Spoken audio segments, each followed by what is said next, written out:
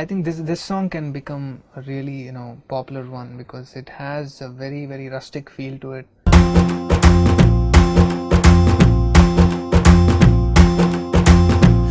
ఎక్కి ఎక్కి ఆడవలేనే ఎడవ మగ పుటక గుండె పెరికినట్టుందే నువ్వే ఎళ్ళినాక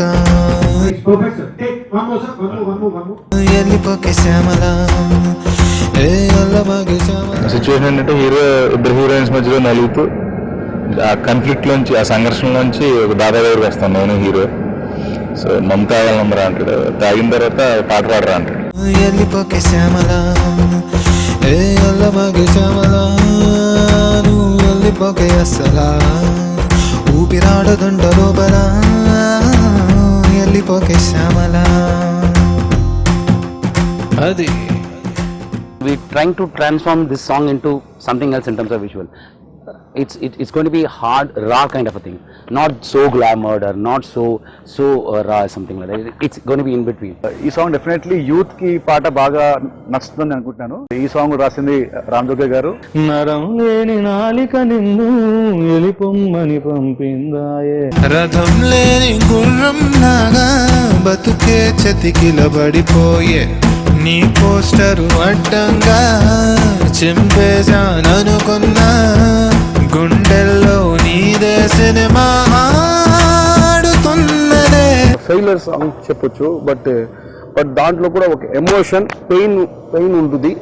బట్ సేమ్ టైం ఒక ఫ్రస్ట్రేషన్ తో ఒక డాన్స్ ఉంటుంది కదా, సో ఆ టైప్ మూడ్ లో ఈ సాంగ్ వెళ్తుంది. ప్రాణాన్నే పట్టకారేసి పట్టేసి నీతో పట్టుకుపోమాగే. పాటలో ఒక ఆత్మ ఉంటుంది, బాధ నొప్పి ఇలాంటి విషయం అయినప్పుడు డెఫినెట్గా ఆ పాట రీచ్ ఎక్కువగా ఉంటుంది. ఎందుకంటే ప్రతి వాళ్ళు ఏదో ఒక సందర్భంలో వాళ్ళ జీవితాల్లో ఇలాంటి ఒక బాధని పెయిన్ అనుభవించి ఉంటారు. స్విచ్ చేస్తే ఎలిగేదా ఉఫ్ అంటే ఆరేదా ఊపిరిలో మంటల్లే నీ ప్రేమే ఉన్నదే. నేను రాసిన పాట మొత్తం ఒక ఎత్తు, ఆయన అన్న ఒక మాట ఒక ఎత్తు. అంటే that shows the difference gravity of the situation. గెలిచేసి నన్ను వదిలేసి చీకటైన కోటలాగా నేను కోటలా ఉన్నాను, నువ్వు వచ్చావు నన్ను గెలుచుకుని నన్ను ఏలకుండా వదిలిపెట్టి వెళ్ళిపోతున్నావు. గెలిచేసి నన్ను వదిలేసి చీకటైన కోటలాగా చెయ్యమాకే నువ్వు వెళ్ళిపోకే శ్యామల నువ్వు వెళ్ళమాకే శ్యామల ఏమి బాగలేదే లోపల నువ్వు వెళ్ళిపోకే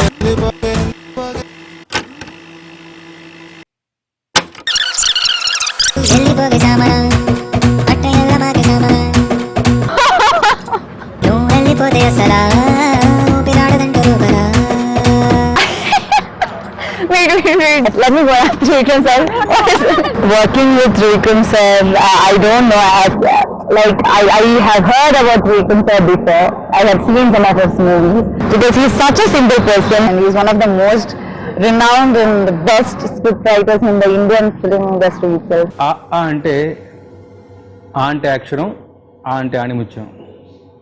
ఆణిముత్యం ఎవరో కాదు, మేము ముద్దుగా స్వామి అని పిలుచుకునే త్రివిక్రమ్ గారు. ప్రతిసారి ఆశ్చర్యపరుస్తూ ఉంటారు.